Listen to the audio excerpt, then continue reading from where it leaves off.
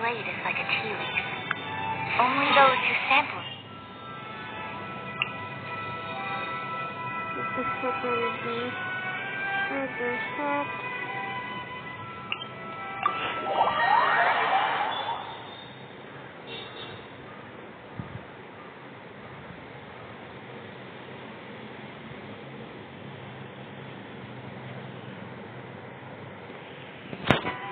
There's a pleasant breeze and glorious sunshine.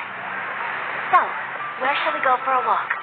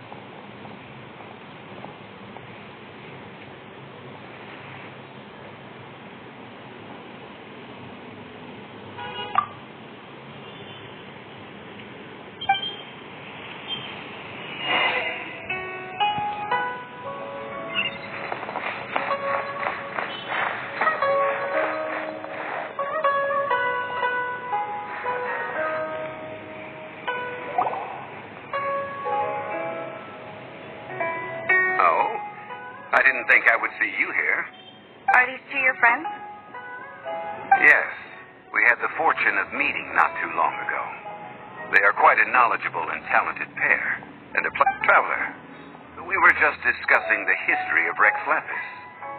Would you like to listen? This, good sir, seems not to appreciate the almighty power of the Lord of Geo. As a professional archaeologist, I'm inclined to correct some of his erroneous views. We are discussing the whereabouts of the first Mora. First Mora?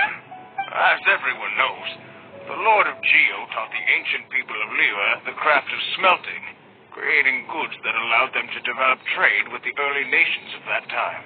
Today, Liyue holds the sole right to cast Mora in the entire continent of Tibet. The world's very first Mora should have been cast by the hands of the Lord of Geo himself thousands of years ago. According to my research, as well as my own hypothesis, I believe that this coin of unique historical significance has been passed down secretly through the years as a kind of token.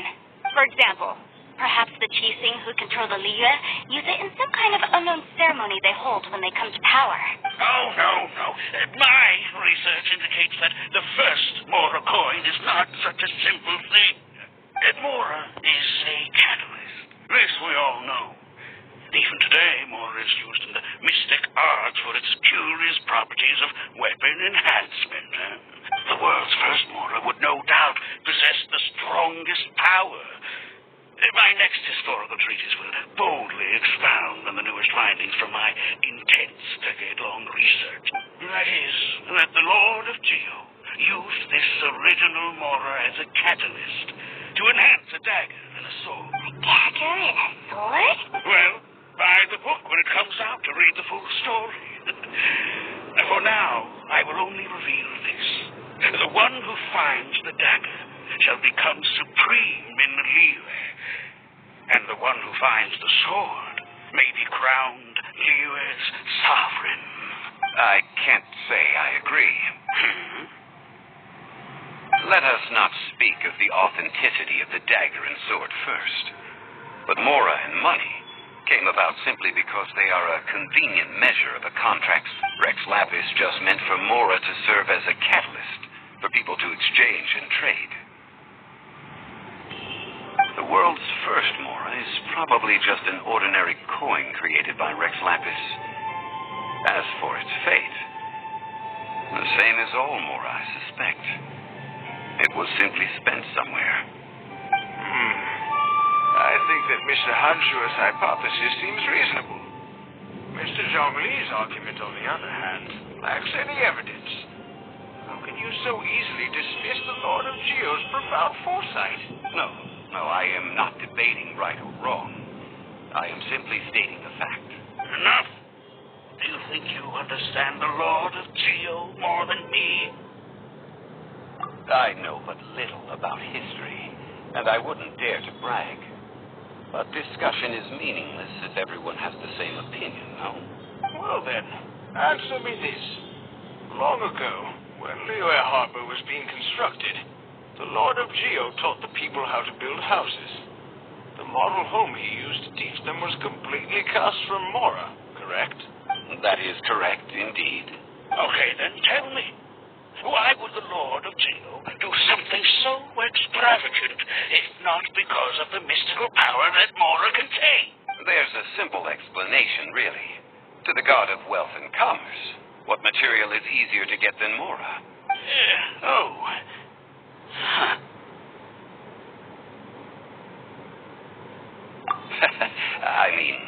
I am talking about Rex Lapis.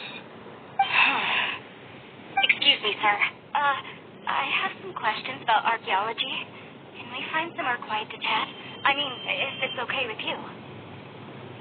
Oh, it's no problem at all. But may my friend accompany us? Perhaps they could be of some help. Of course. They can come if that's what pleases you, sir. Let's go.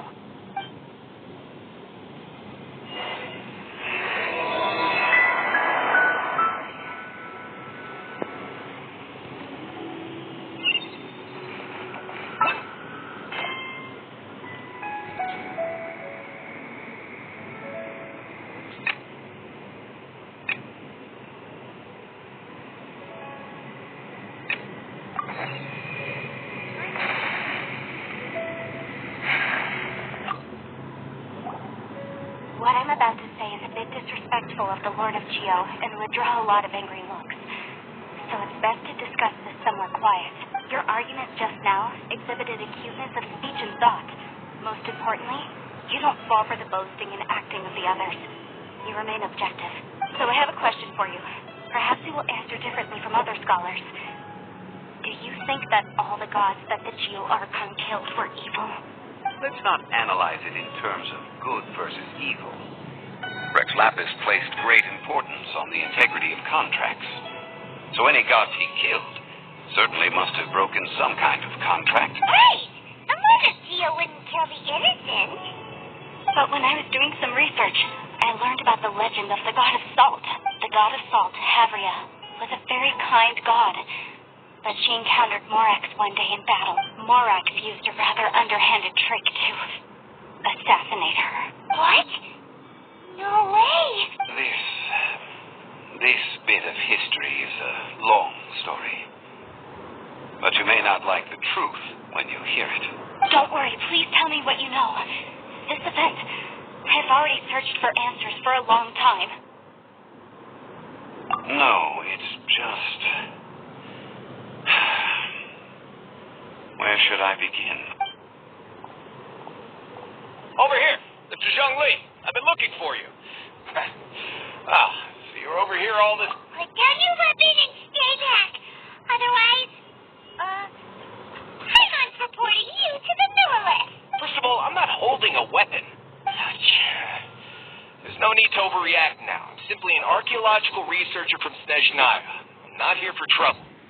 The Fatui say that every time. But this time, I registered with the Liyue Ministry of Civil Affairs. I could show you the official documentation if you want to see it.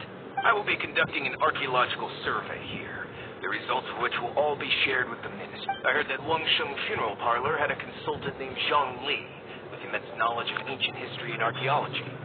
So I paid Wangsheng Funeral Parlor a handsome amount to hire Zhonglee as my own consultant while I'm in town. So you mean to say that this is work for the Wangsheng Funeral Parlor, yes?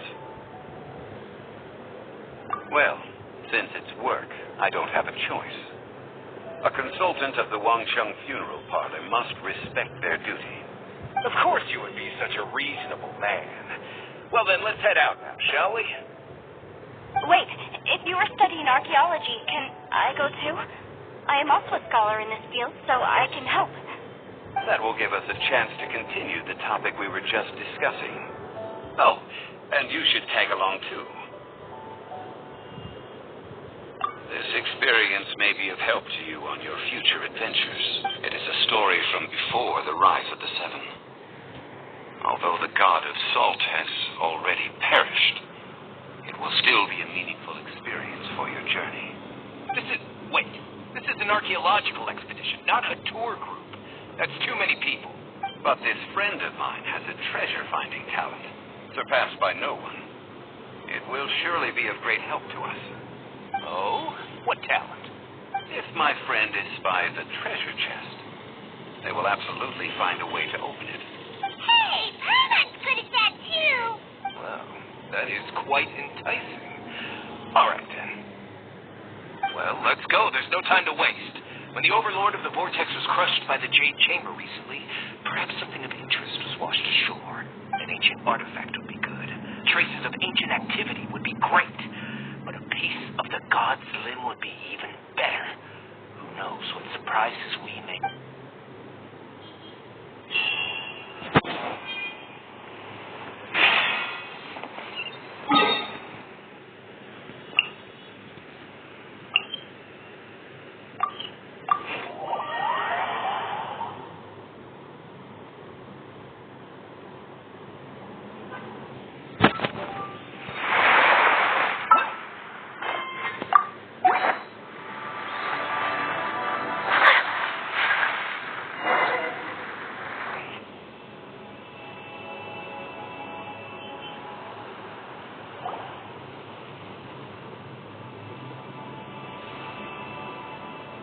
This place looks so ordinary.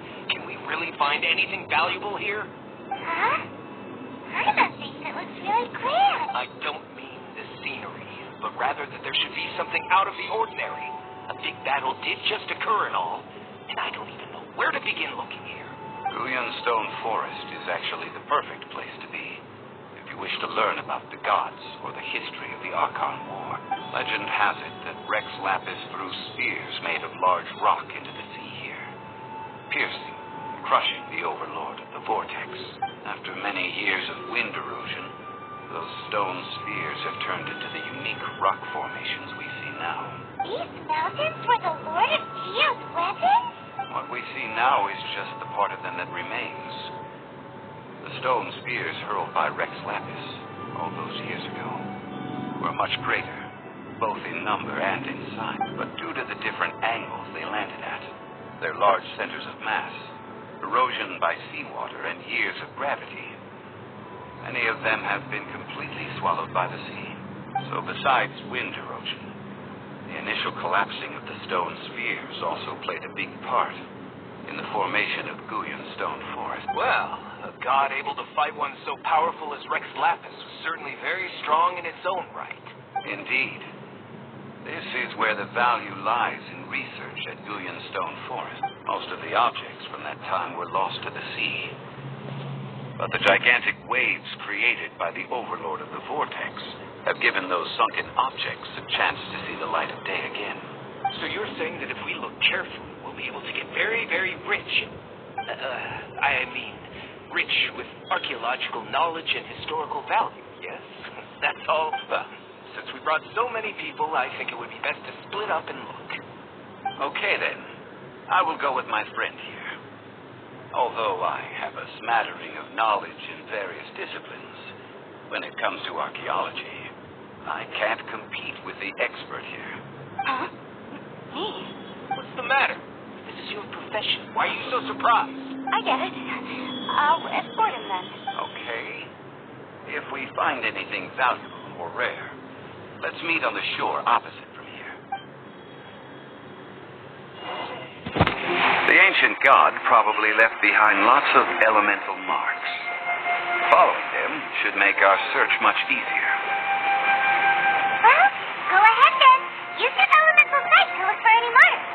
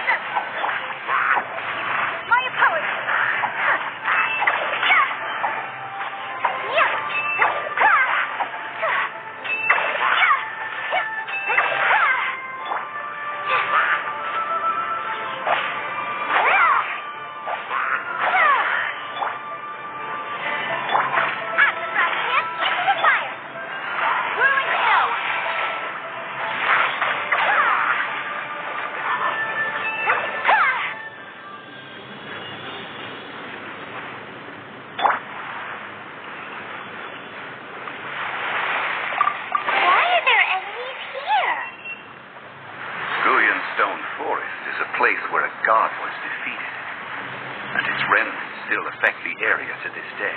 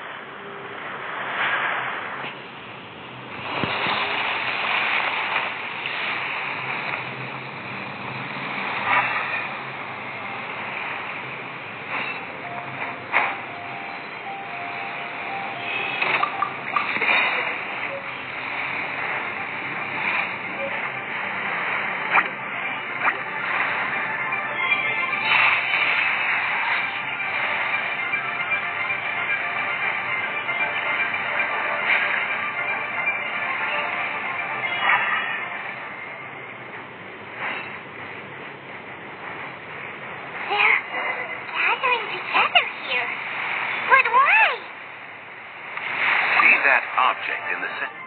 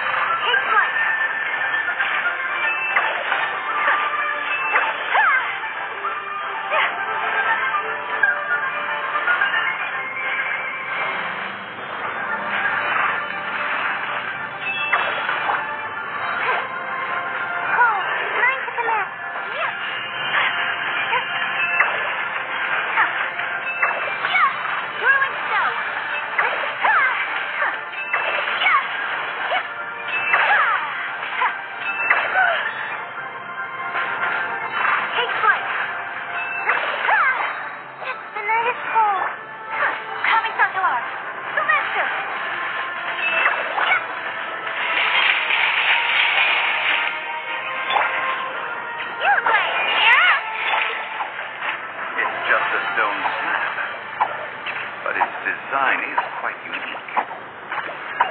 It should be enough to garner some information. Let's head back.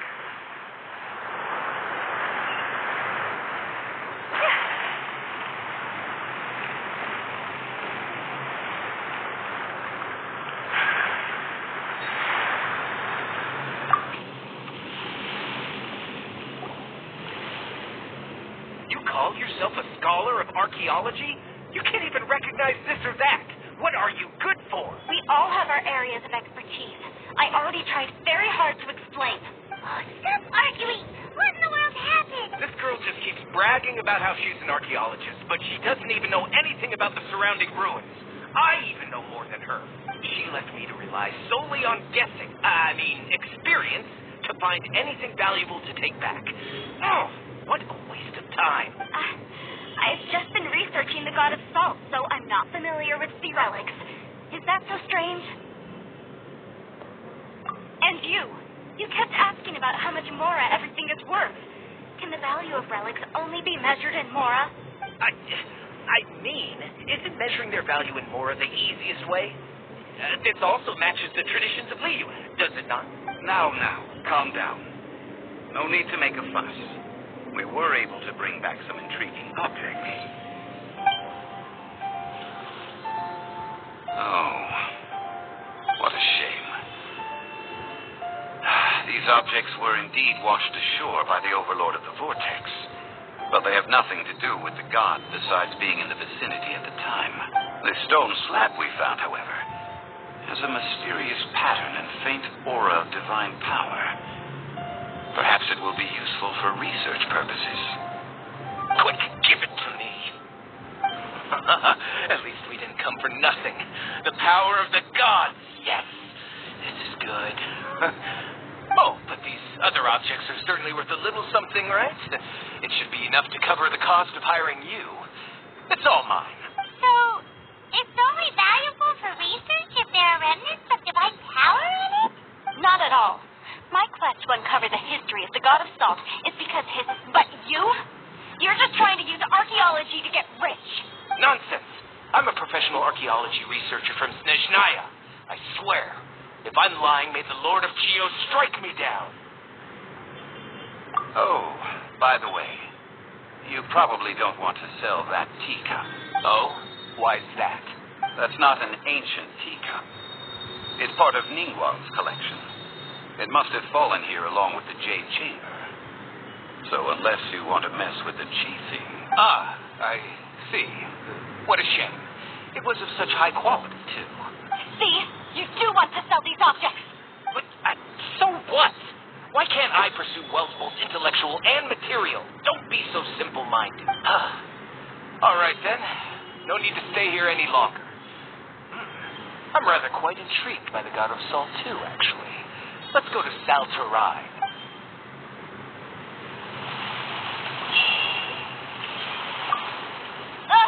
You're simply a money grubber. And what are you, then? All you think about is digging up valuable relics every day. They're still arguing? And what are you... They're still arguing?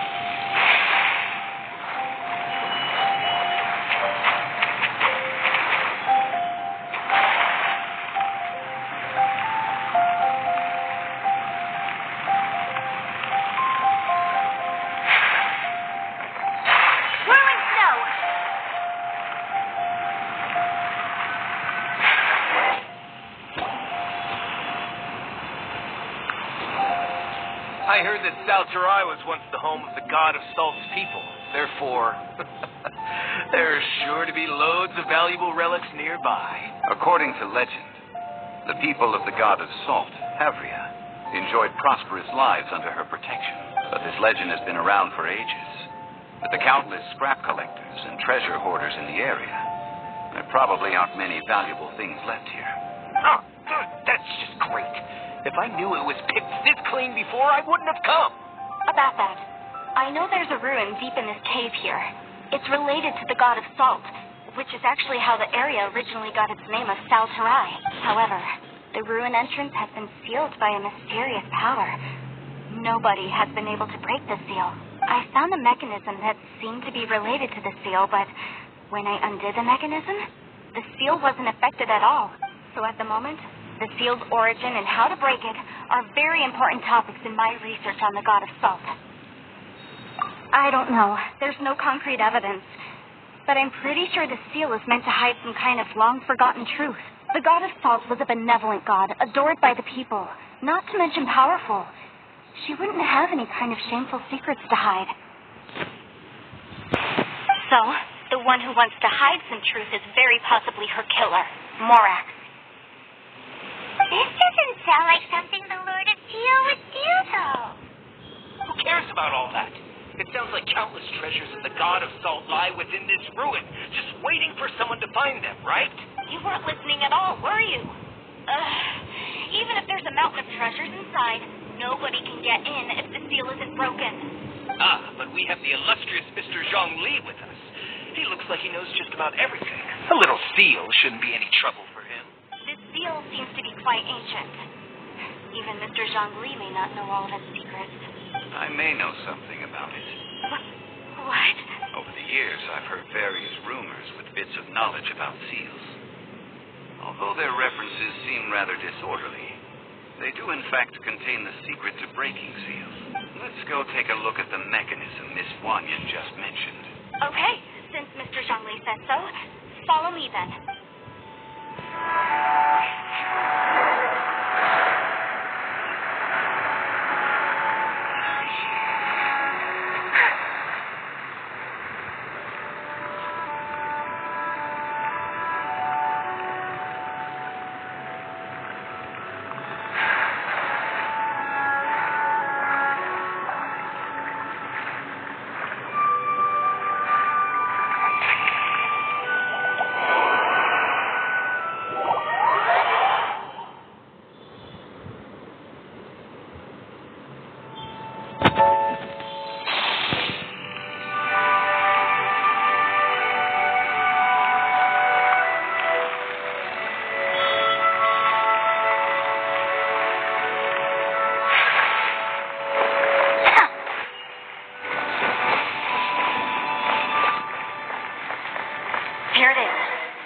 Debris scattered here that, when put together, look like they definitely had to do with the god of Salt.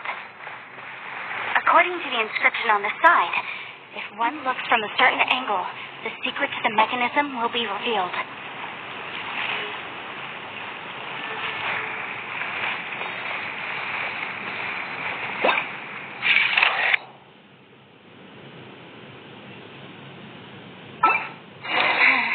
See that? Although we activated the mechanism, nothing happened to the seal.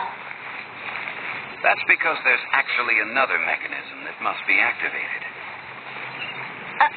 Another? Let me lead the way from here.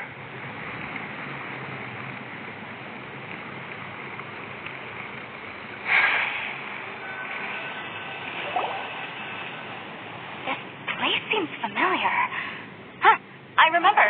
I think there's some elemental monuments here. So you're saying they're related to all this? When I investigated the seal last time, I had someone with a vision accompany me. But when we lit up all the elemental monuments, nothing happened. That's because you don't just need to activate them at the same time, but in a certain order as well. Otherwise, the seal will not be broken. The secret to this puzzle is hidden in the legends about the Archon War. Tianheng in the south, Yaoguang in the east, Jueyun in the west, Jingze in the north. All desolate and devoid of life. Liyue is vast, yet even one haven is hard to find. To the north, to the east. Do the people of Liyue always talk in riddles? I think I've heard this saying before. Certainly you have. And the contents of this saying are also related to the god of salt, to provide a haven for her people, whose lives had been ravaged by the Archon War. This benevolent god searched all across Liyue. At that time, with the chaotic fires of war engulfing the land, even one sliver of peace was a luxury, and that haven she eventually found is right here. Today, it is known as Sal Turai. How sad then. In the end, this peaceful place was destroyed by Morax. Okay, enough with these ancient stories. Now that we have the clue, hurry up and break the seal. Whatever happens doesn't matter as long as we can get inside that... Jianheng in the south, Yaoguang in the east, Zhuiyun in the west, Jingze in the north. With this clue, you should be able to solve the puzzle.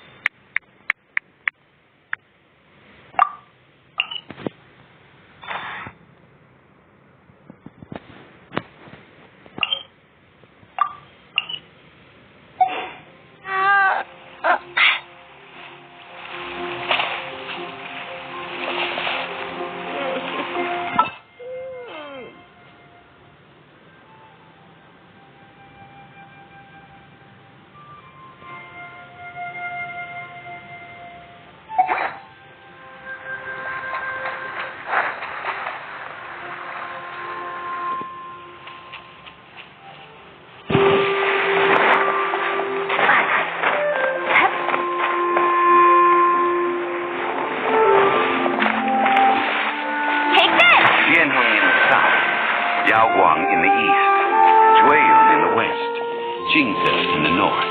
The directions are the clue. Give it another try.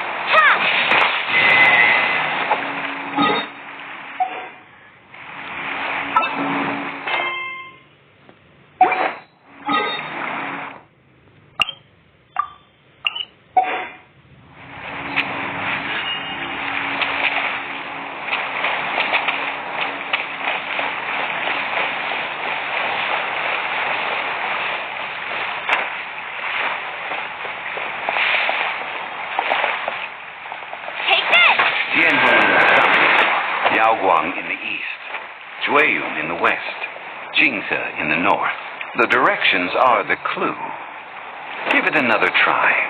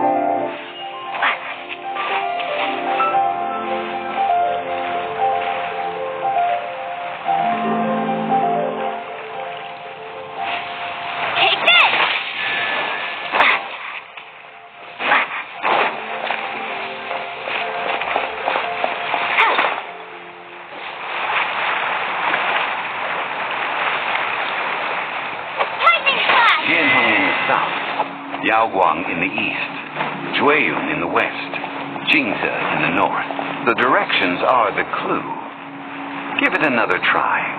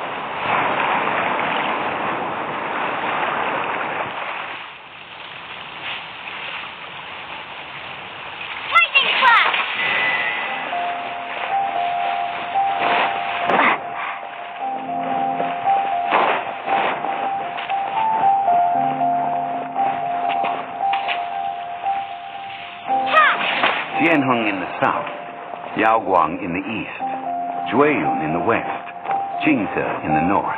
The directions are the clue. Give it another try.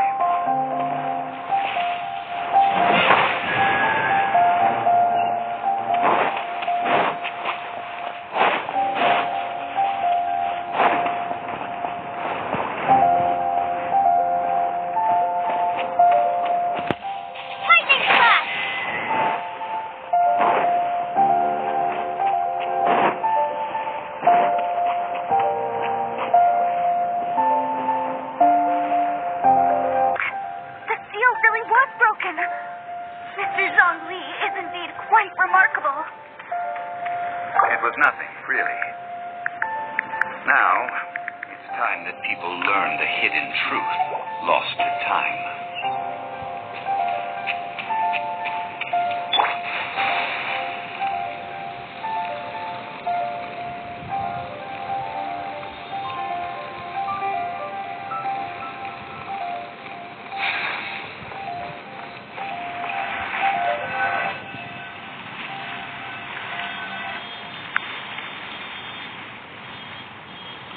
Before entering the ruin, I have a proposal that will help us prevent the kind of senseless arguing between you two that we saw at Guyonstone Forest. Okay. What is it? I propose you two agree upon a contract, stipulating that we alternate who gets claim to each treasure we encounter, with only one object permitted per claim. To show my sincerity, I won't be taking any treasure. This will just be between you all. Hey! Don't pass an opportunity like this up so easily! I don't agree. I mean, you want me to split the treasure with this amateur archaeologist? No, absolutely not. I don't agree either. He will only defile the precious relics left behind by the god of salt. I can't accept this. Well then, if the contract is not agreed upon, I will no longer serve as your consultant on this expedition. You will have to rely on your own experience to find whatever treasures are hidden in this ruin, as well as trapped. You have the audacity to demand this. Okay then. Even half of the treasure in the long-sealed ruin of the god of salt should be enough to make a fortune. If you want me to agree upon this contract, so be it.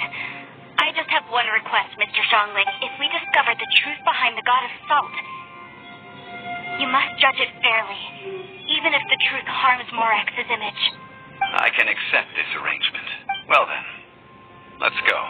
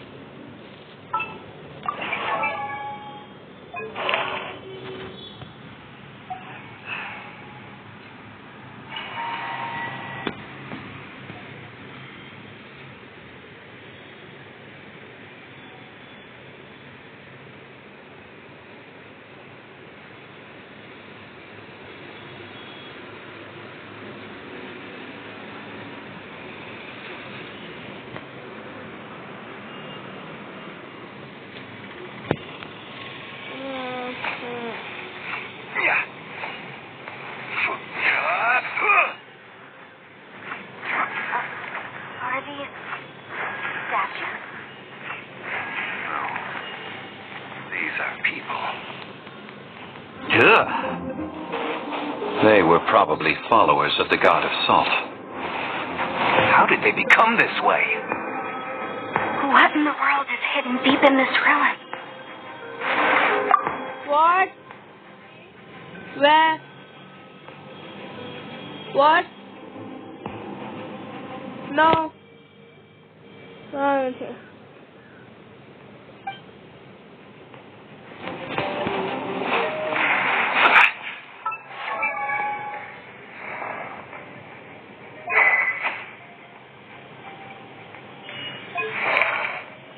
Afterwards.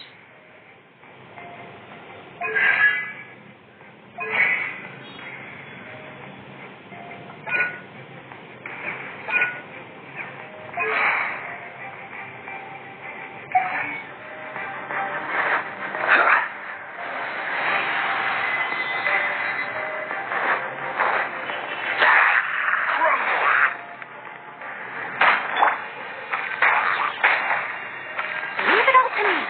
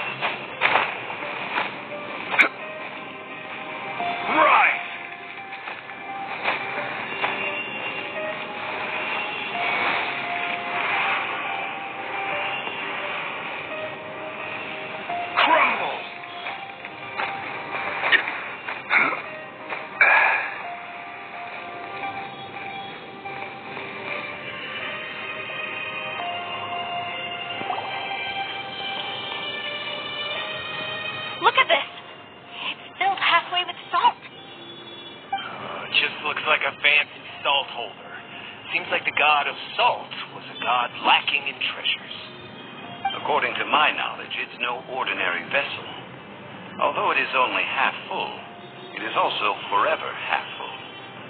That is to say, it is bottomless. What? You're saying that even if I pour the salt out, the amount inside won't change? Exactly. Able to produce endless salt. The god of salt is powerful indeed. Finally, after all that effort, I've found precious treasure. I claim this is mine. I just need to pour the endless salt into 1,000 or 10,000 bags. I can sell it and make a fortune. Hey, how can you use a relic of the god of salt for such a shallow pursuit? If Mr. Clement wants this salt chalice, then the next object we find will belong to Miss Wanyan, according to the contract agreed upon. Of course, as we agreed. But how can anything be worth more than this rare find? Since we have a contract, it's no use for me to fight with him. Then let's move on, shall we?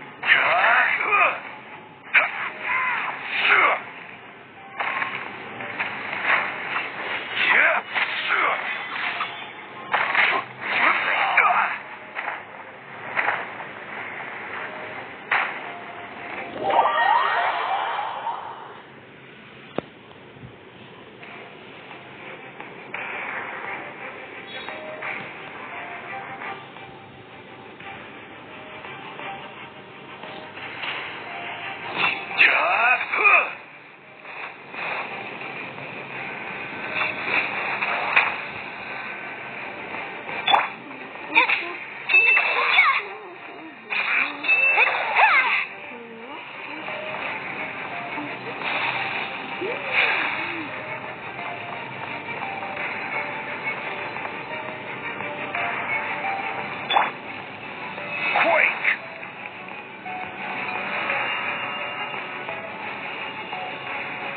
Rise!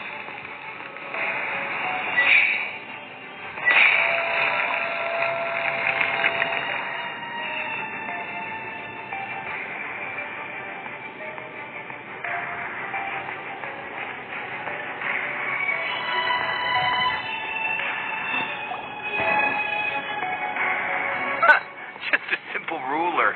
It doesn't look to be worth anything. If I remember correctly, this is some kind of measuring tool. Indeed. But the god of salt imbued it with another power.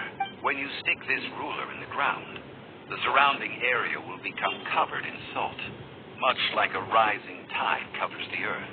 The deeper it is stuck in the ground, the more salt will appear. It is essentially a bumper harvest of salt.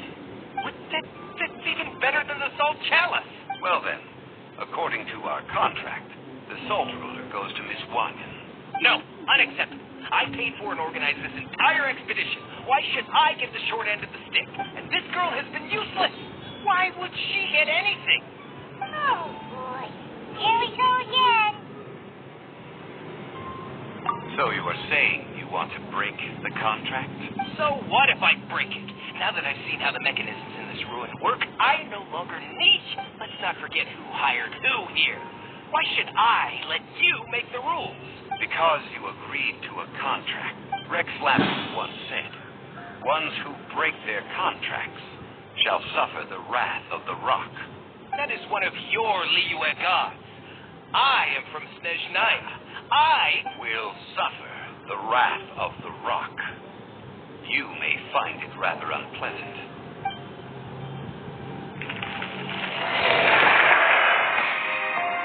Pay your dues. Quake!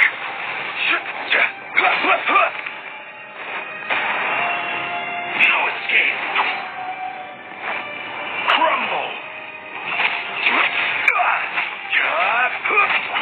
Rise!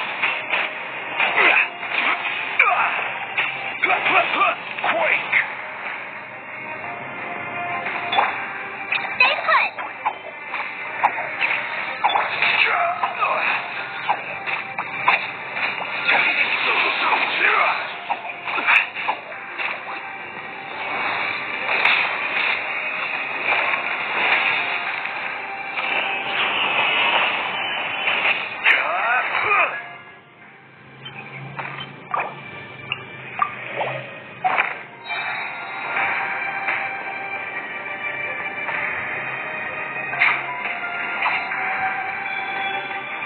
Order guide you. Prepare yourself. Rise!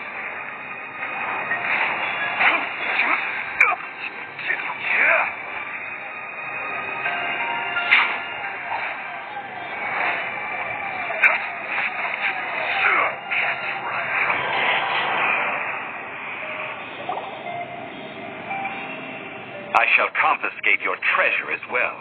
You are not worthy to continue any further into the ruin. Leave this place.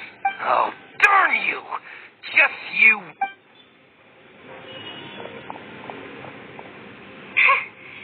Some archaeological survey. He could only pretend for so long. Hey, Paimon likes Mora, but Paimon doesn't do bad things.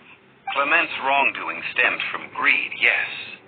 But besides greed, there are many other things that may tempt us to break contracts. When people see the object of their dreams, how many are really able to control their desire and follow the contract? I think we should be honest with each other now. Huh? Be honest about what? That in truth, not a single member of this archaeological expedition came here for archaeology. Why do you say that? Miss, you lack even the most basic archaeological knowledge and can recognize naught but a few simple relics. However, you are an expert when it comes to anything regarding the god of salt. You You aren't interested in archaeology or relics. What you're really interested in is the god of salt. I believe those legends about the god of salt that you mentioned on the Pearl Galley are passed down between generations at Yinyuan Hall. Okay, that's enough. Sir, you are indeed a man of great knowledge and talents. I seem to have been right to seek you out once I plucked up my courage. You're right. I'm not a scholar of archaeology. I come from one of the 8 trades under the jurisdiction of the chief thing, Yinyuan Hall of the salt industry. Our ancestors were those protected by the god of salt all those years ago, when the Archon War engulfed the land in chaos.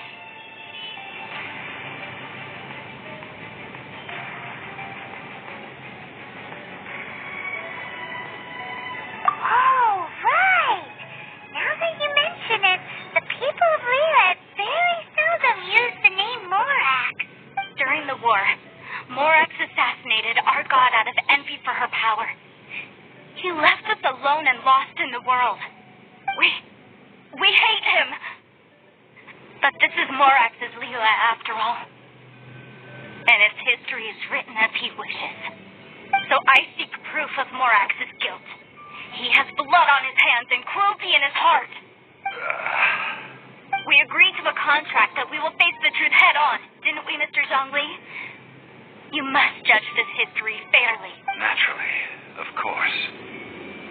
But I must add, Leela is no longer Morax's Leela. Come with me. All the answers you seek lie ahead.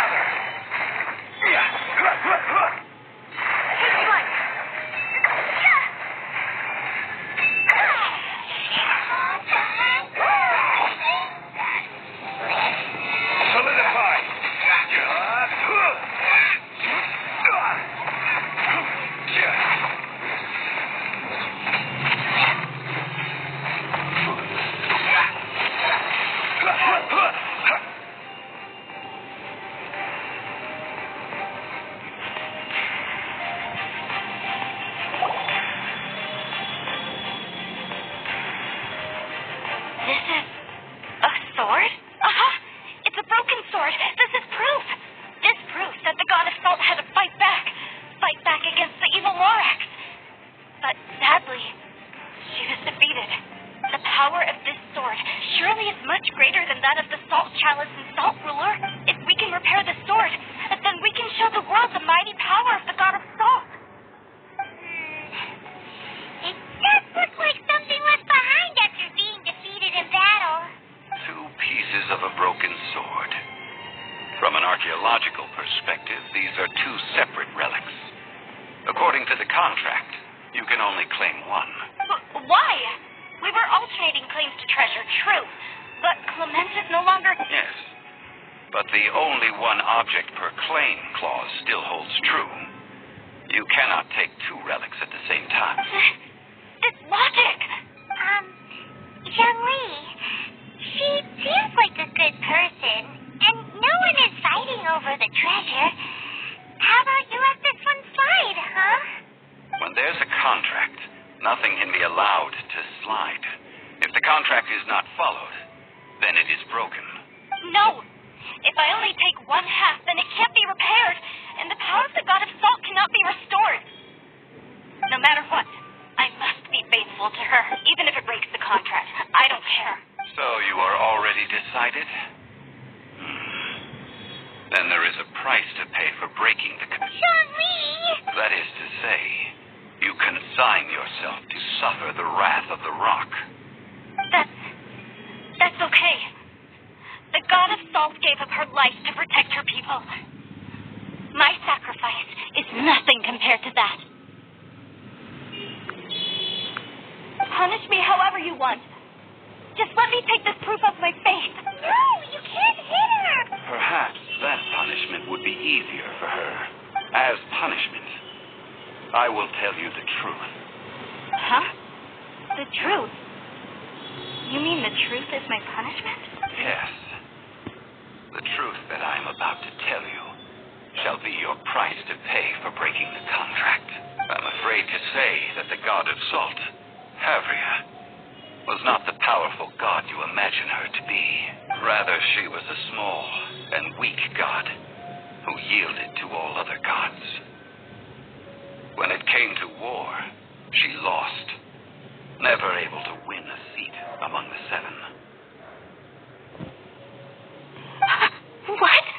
During the Archon War, the gods of this world used all their strength and cunning to vie for control of Tevat. But Havria instead chose to flee. She thought that by giving up before a fight could start, she could save herself and her people from the war. However, during such a long war, there is no end to the advances of aggressors. After making countless concessions, Havria lost all of her lands, until only one small haven remained. No! It can't be so. In her last days, she had not even a single blade to defend her people with. Not even a single blade? Then, this sword... This sword is not a relic belonging to the God of Salt, but is instead the murder weapon used to kill her. Murder weapon? No! That's not true! That can't be true! You're trying to test my faith in the God of Salt. As I said before, I only state the facts. Preposterous! You are a follower of Borak. Don't try to trick me. Hey, come back! Indeed. Otherwise, why would I use the truth as punishment? I did not want to tell her such cruel facts. But the contract was broken. Let's follow her deeper into the ruin. There, I fear, we will find something that will leave her no choice but to face the truth.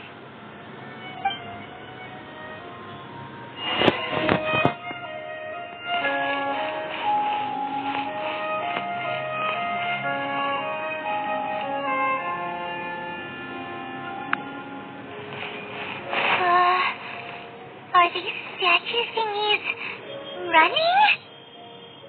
What will we find ahead? Salt and betrayal.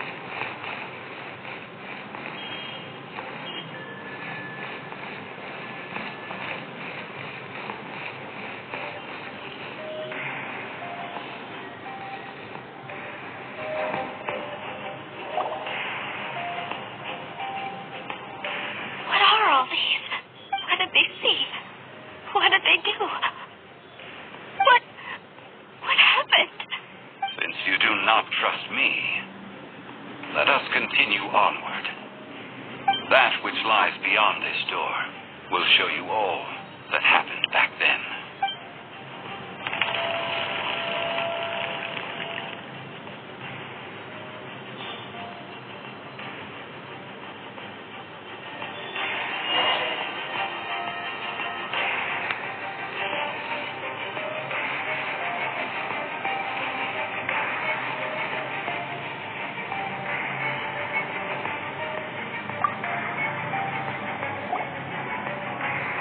This is the scene of the crime. Havria's body dissipated, leaving nothing but these traces of salt. Her dying moments have since been frozen in time to this very day. The story continues that some among her people realized at last that this gentle, kind, but weak god could never protect anyone in wartime. The Archon War was cruel in the extreme. Instead of consigning her to the agony of defeat, they thought perhaps it would be better to give her a quick release. But what about these statue thingies? No matter how weak the god, the power that flows forth when they are slain is beyond the strength of mortal coils to bear. Those who could not flee were thus transformed. Those of her people who were untouched by this disaster left for Liyue, where they sought refuge with Rex Lapis. Their descendants feared Havria's remnants and lived in terror that she had laid upon them an eternal curse. So they risked their lives to come here, to break the sword and offer up obeisances in hopes that her anger might be appeased. But they need not have done so. For how could a god who had never once resisted, even till the end, nurse hatred for her people in her heart? Even if this is so, I can't. This must be a lie. A false history, all of it. Don't you dare try to shake my faith.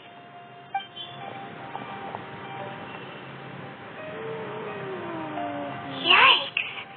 Zhonglee didn't show any mercy this time either. This is the price she must pay. Yet I would not call it a bad thing, judging by how she appeared. I fear that she will struggle for a time.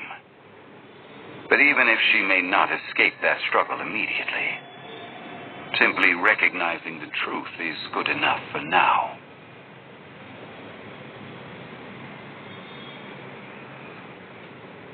Indeed, in ages past, Havria's story served as a warning to me as well.